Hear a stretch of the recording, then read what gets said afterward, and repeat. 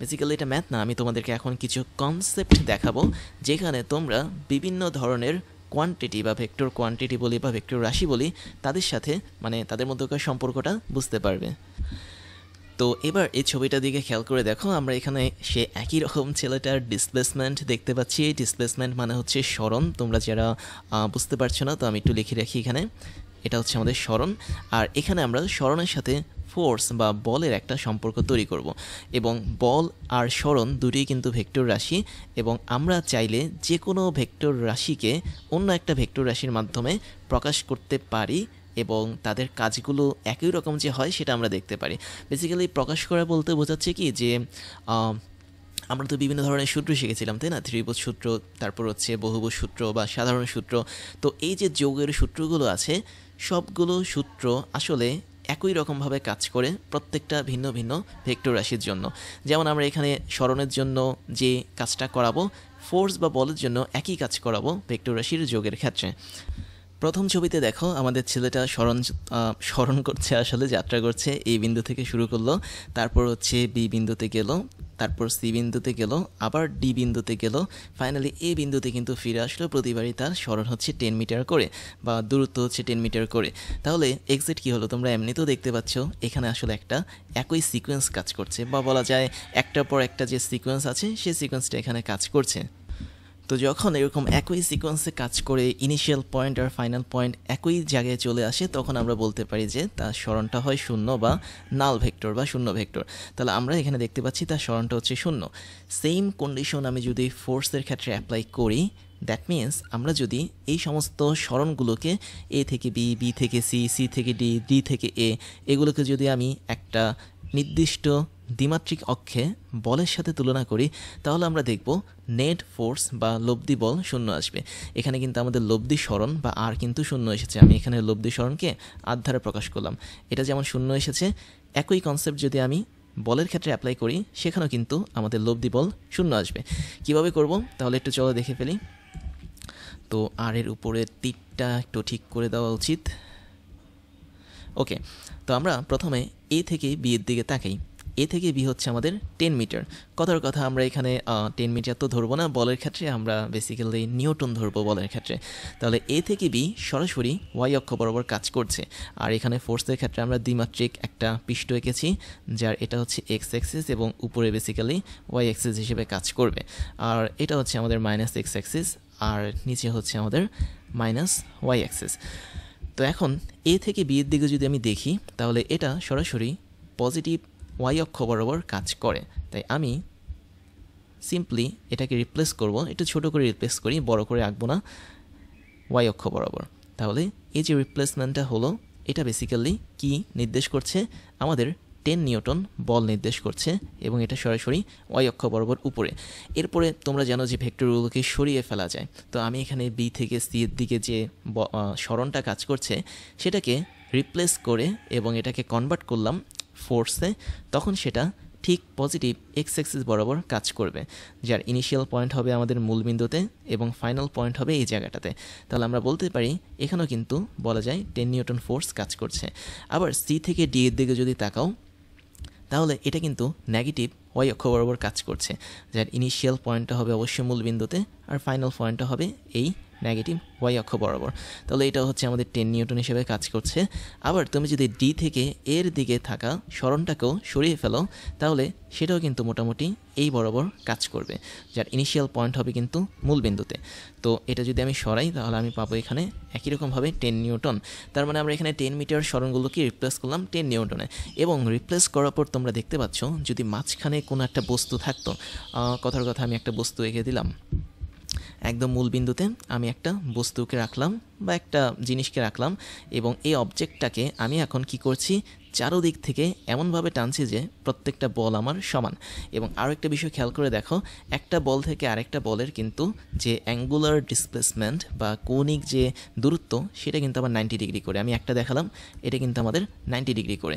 তাহলে যেটা হচ্ছে সেটা হলো যদি সবগুলো বলের মান সেম থাকে এবং আমরা যদি চারটা ফোর্স বা বল নিয়ে কাজ করি এবং তাদের মধ্যবর্তী প্রত্যেকটা কোণ যদি 90 ডিগ্রি হয় তাহলেও কিন্তু মাঝখানে থাকা যে বাক্সটা আছে বা বস্তুটা আছে সেটা কিন্তু কোথাও সরে যাবে না।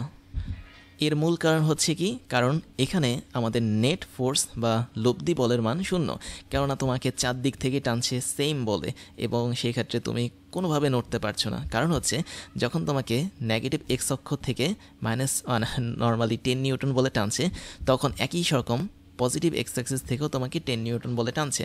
তার মানে এখানে দুটো 10 নিউটন একে অপরকে নিষ্ক্রিয় করে দিচ্ছে। আবার যখন তোমাকে উপরের থেকে 10 নিউটন বলে টানছে, আবার সেম 10 নিউটন বলে নিচের দিক থেকেও কিন্তু টানছে। তার মানে এখানের এই 10 নিউটন একে অপরকে নিষ্ক্রিয় করে দিচ্ছে, আবার এখানেরও এই 10 নিউটন একে অপরকে নিউট্রালাইজড করে দিচ্ছে। তো তাই যদি হয় তার মানে বস্তুটা একদম আগের মতোই স্থির থাকবে। এক্ষেত্রে আমাদের নেট ফোর্সের মান হবে 0। দ্যাট মিনস আমি যদি এফ নেট ফোর্সের কথা বলি, নেট ফোর্স মানে হচ্ছে 4টা বলের লব্ধি।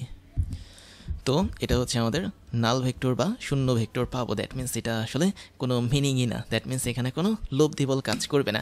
একই রকমভাবে প্রথম ক্ষেত্রে যদি আমি বলি, প্রথম ক্ষেত্রে আমরা দেখতে পাচ্ছি যে যদি আমাদের ইনিশিয়াল পয়েন্টে আমরা ফিরে আসি বিভিন্ন পথে স্মরণ করার পর, তাহলেও আমাদের অ্যাস নেট বা এটাকে তুমি লব্ধি স্মরণ ধরতে পারো, এই অ্যাস নেটের মানটা হবে নাল ভেক্টর বা জিরো ভেক্টর। তার মানে বোঝা গেল যে যদি আমরা 4টা একই মানের ভেক্টরকে এমনভাবে রাখি যে তাদের মধ্যবর্তী অ্যাঙ্গেলগুলো 90 ডিগ্রি হয়, তখন কিন্তু আমাদের লব্ধি 0 আসে। এরপর আমরা আরও একটা কনসেপ্ট দেখব, সেটা হচ্ছে একই রকম কনসেপ্ট, বাট এখানে আমরা একটা ভেক্টর কমিয়ে ফেলবো।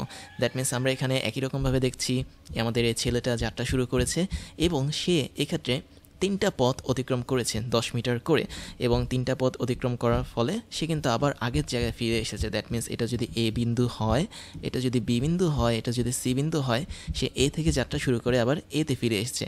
এবং যেহেতু এখানে তোমরা দেখতে পাচ্ছ যে আমাদের ত্রিভুজ সূত্র অনুসারে যদি আমি একটু বিষয়টাকে সাজিয়ে লিখি, তাহলে বিষয়টা এমন হবে, আমরা প্রথমে এ থেকে বিতে গেলাম, তারপর আমরা বি থেকে সিতে গেলাম, ফাইনালি আমরা এখানে সি থেকে এতে গেলাম। এবং তোমরা জানো যে যদি সিকোয়েন্সগুলো একই থাকে এবং সেক্ষেত্রে আমাদের ভেক্টরের লব্ধি যোগফল হয় নাল ভেক্টর বা 0। এবং আমি তোমাদেরকে আবারও সতর্ক করে দিচ্ছি, এটাকে অনেকে অনেক সময় 0 বলে থাকে, শুধুমাত্র 0 না, এটা আসলে একটা নাল ভেক্টর, মানে এমন একটা ভেক্টর যার মান হচ্ছে 0। তাহলে খেয়াল করে দেখো, আমরা যদি সেম কনসেপ্টটা একটু ফোর্সের মধ্যে নিয়ে আসি তাহলে কি হবে। তার আগে বলে রাখি, তোমরা এই ছবিটা দেখে বুঝতে পারছো যে প্রতিটা বাহুই হচ্ছে কি 10 মিটার করে। বাহু বলতে হচ্ছে ত্রিভুজের বাহু বোঝাচ্ছি। বেসিক্যালি এখানে প্রতিটা পথ বা ওয়ে হচ্ছে 10 মিটার করে। তাহলে এই যে ওয়েগুলো 10 মিটার করে, তার মানে আমাদের এই বাচ্চা ছেলেটা ব্যাগ নিয়ে একটা সমবাহু ত্রিভুজ অতিক্রম করেছে, আবার সেম পজিশনে চলে এসেছে আর কি।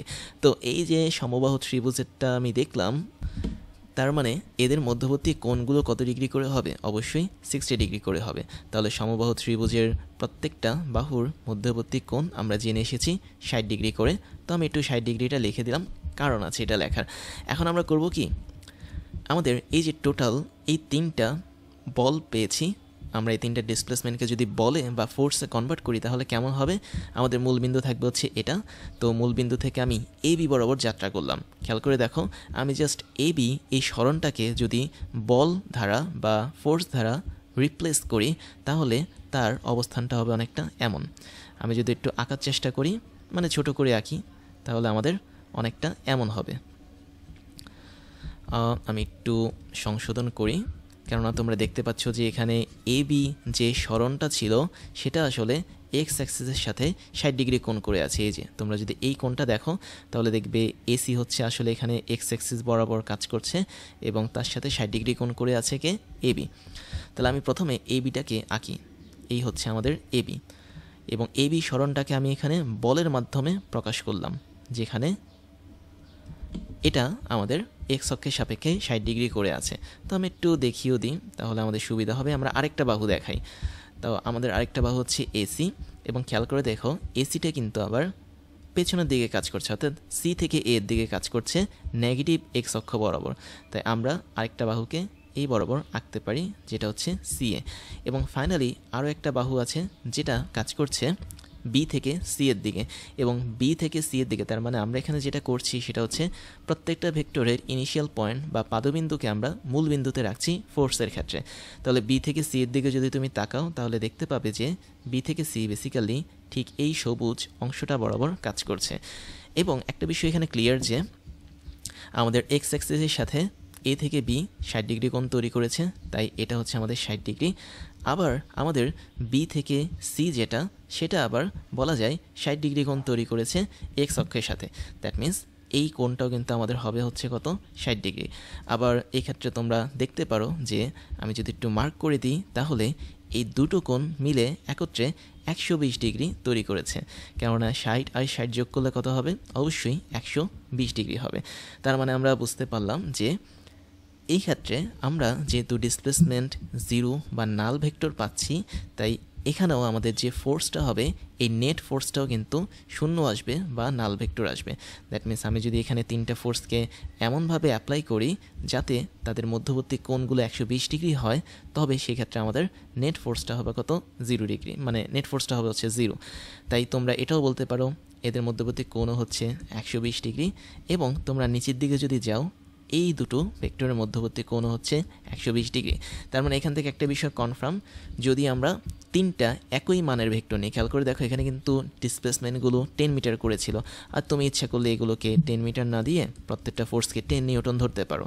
তাহলে তিনটা একই বলের ফোর্স বা বলকে আমি যদি এমনভাবে দ্বিমাত্রিক প্লেনে রাখি যে তাদের মধ্যবর্তী কোণ 120 ডিগ্রি হয়, তাহলে আমরা সেক্ষেত্রে লোভ দিয়ে যে বলটা পাবো সেটা হচ্ছে শূন্য হবে।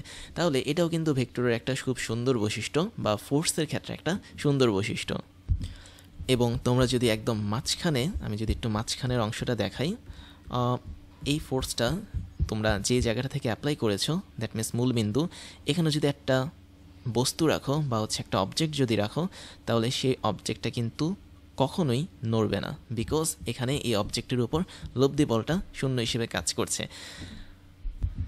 তারপর তোমাদেরকে আরও একটা কনসেপ্ট দেখাই, সেটা হচ্ছে তোমরা দেখতে পাচ্ছ আবারও সেম ছেলেটাকে আমি নিয়ে এসেছি, বাট এবার এই ছেলেটা একটু চালাকি করেছে। সে আসলে ভিন্ন ভিন্ন পথ ঘুরে আবার সেম পথে ফিরে এসেছে। যেমন সে এ থেকে যাত্রা করে প্রথমে বিতে গেল 1 মিটার, বি থেকে সিতে গেল 1 মিটার, সি থেকে ডিতে গেল 1 মিটার, আবার ডি থেকে ইতে গেলে হচ্ছে 1 মিটার, ই থেকে এফে গেল হচ্ছে 1 মিটার। তো এখন ছেলেটা আসলে কী করলো, সে আসলে ষড়ভুজ বা 6টা পথ অতিক্রম করলো। খেয়াল করে দেখো এখানে কিন্তু টোটাল 6টা পথ আছে এবং আবারও সে একই জায়গায় ফিরে এসেছে, দ্যাট মিন্স এই বিন্দুতে ফিরে এসেছে। এবং তার যে যাত্রা সেটাও কিন্তু বলা যায় একটা সিকোয়েন্সিয়াল যাত্রা, দ্যাট মিন্স সে একটা সিকোয়েন্স মেনটেন করে যাত্রা করেছে, মানে একটার পর একটা যেরকমভাবে গেছে সেভাবে যাত্রা করেছে। এক্ষেত্রেও কিন্তু আমি যদি স্মরণের কথা বলি তাহলে কি হবে, তোমরা যদি একটু ভালো করে খেয়াল করে দেখো, এক্ষেত্রেও আমাদের স্মরণটা কিন্তু শূন্য হচ্ছে। কেন? কারণ সেই ইনিশিয়াল পয়েন্টে ফিরে এসেছে। তাহলে আমি এটাকে এইভাবে লিখতে পারি, এ থেকে বিতে আমি একবার যাত্রা করলাম, তারপরে বি থেকে সিতে যাত্রা করলাম, প্রত্যেকটা ক্ষেত্রে আমাদের যাত্রাপথ কত, 1 মিটার করে। তারপর হচ্ছে সি থেকে ডিতে যাত্রা করলাম, তারপরে ডি থেকে ইতেও যাত্রা করলাম, তারপর ই থেকে এফে যাত্রা করলাম, ফাইনালি আবার এফ থেকে আমি এতে যাত্রা করলাম, যাত্রা করে আমি আগের অবস্থানে ফিরে আসলাম। তার মানে আমার স্মরণটা হচ্ছে কি, নাল ভেক্টর। এবং এটা যেহেতু একটা রেগুলার হেক্সাগন বা সুষম ষড়ভুজ, তাই এই সুষম ষড়ভুজের জন্য আমরা কিছু জিওমেট্রিক্যাল অ্যাবিলিটি অ্যাপ্লাই করতে পারি। দ্যাট মিন্স আমি কিছু জ্যামিতি তোমাদেরকে শিখিয়ে রাখি যাতে তোমরা এখান থেকে খুব সহজে প্রবলেম সলভ করতে পারো। তো জিওমেট্রিটা আসলে কীরকম, আমি কথার কথা প্রত্যেকটা কর্নার যদি অ্যাড করে দিই, খেয়াল করে দেখো আমি যদি এ থেকে ডি এই পার্টটা অ্যাড করে দিই, মানে বিপরীত পার্টগুলো যদি অ্যাড করে দিই, বি থেকে আমি যদি ইকে অ্যাড করে দিই, যদি একটু ঠিকমতো আমি হাঁকার চেষ্টা করি, আমার হাতে যেহেতু স্কেল নেই তাই একটু ভুল হতে পারে। এবং খেয়াল করে দেখছো যে আমি যদি প্রত্যেকটা বিপরীত পয়েন্ট যোগ করে দিই তাহলে আমাদের একটা সুষম ষড়ভুজের ভেতরে একটা সুন্দর কম্বিনেশন তৈরি হয়েছে। এবং এই কম্বিনেশনটা এমন, খেয়াল করে দেখো, এটা কিন্তু একটু মনে রাখতে হবে, তুমি যদি মূল বিন্দুটাকে দ্যাট মিন্স একদম সেন্টার পয়েন্টটাকে ও ধরো, তাহলে দেখবে এখানে আমরা মোটামুটি 6টা ত্রিভুজ পাচ্ছি, 1 2 3 হ্যাঁ 4 5 6 6টা ত্রিভুজ পাচ্ছি। এবং প্রত্যেকটা ত্রিভুজই কিন্তু সমবাহু ত্রিভুজ। তাহলে মনে রাখতে হবে, যদি এরকম কোনো সুষম হেক্সাগন বা সুষম ষড়ভুজ থাকে তাহলে তাদের বিপরীত পয়েন্টগুলো যোগ করলে আমরা 6টা সমবাহু ত্রিভুজ পাবো। আর যেহেতু সমবাহু ত্রিভুজগুলো পেয়ে গেছি, তাই এই সমস্ত সমবাহু ত্রিভুজের প্রত্যেকটা অ্যাঙ্গেল হবে 60 ডিগ্রি করে। দ্যাট মিনস আমি এখানে যতগুলো অ্যাঙ্গেল দেখাচ্ছি তোমাদেরকে, প্রত্যেকটা অ্যাঙ্গেল কিন্তু 60 ডিগ্রি।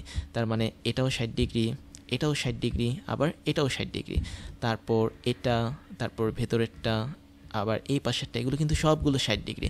তার মানে এভাবে 60 ডিগ্রি করে করে একদম সেন্টার যে অ্যাঙ্গেলটা আছে ও বিন্দুতে, সেটা কিন্তু টোটাল 360 ডিগ্রিটা হবে। যেহেতু 6টা ত্রিভুজ, তাহলে 6 6 36 বা 360 ডিগ্রি।